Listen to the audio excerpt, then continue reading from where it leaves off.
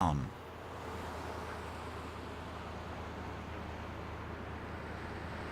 The historian Thor Whitehead has come south to Garður to talk to the only witness who might be able to point to the exact place where Godafoss sank.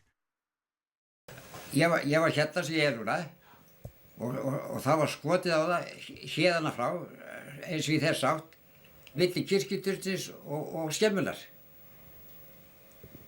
Það var eiginlega, ef maður fer nákvæmlega í það, þá var bara akkurat yfir sólhliðinni eins og það núna.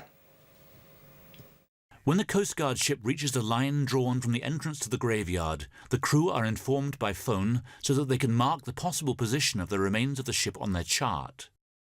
Following the discovery, the hydrographic survey ship Baldur is sent to make a search.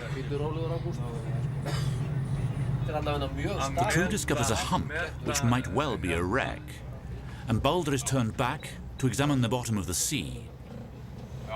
On the bridge, they celebrate accordingly. However, they later discover that it was only an underwater ridge. Later on, fishermen bring the Coast Guard items which have got caught in their fishing lines, which they believe may have come from the shipwreck. They then go through all the available information in fine detail. When they examine the data provided by the hydrographic survey ship Baldur, they find pictures which suggest that a ship might be lying on the seabed close to where Godafoss apparently sank.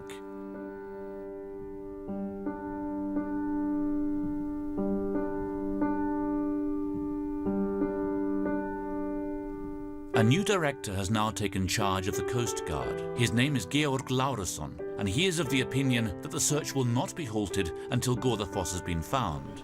The well-equipped Coast Guard vessel has now arrived off Garður. An underwater camera is used to examine the area in detail, but the result is the same as before. There are rocks, but no wreck. But where can it be? Some believe that the Allies blew up the ship on the seabed so that the German submarines would not be able to hide themselves behind it. Others point out that the surf and the strong currents off Cape Garðskagi may have destroyed Godafoss in its watery grave. Yet others believe that these explanations are all inadequate. Something must be left of the ship and its cargo. But where can it be? One last attempt is made to find Godafoss with the aid of a perfect underwater camera belonging to the well-known diver Árni Kópsson. They go to a place which has previously not been examined in detail. Digital images suggest that this may be it. The camera is lowered when the Coast Guard vessel has positioned itself above an irregularity found on the seabed. After a search that has lasted for decades, could this finally be the place? The visibility underwater is perfect. Once again, they are disappointed.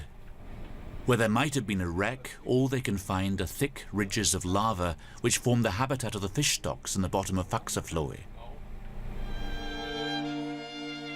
The mystery of the final whereabouts of Godafoss remains unsolved. To honour and commemorate those who died on the 10th of November 1944, the crew members and passengers, including women and children, Halldór Gunnlaugsson, captain of Ægir, throws a wreath into the ocean.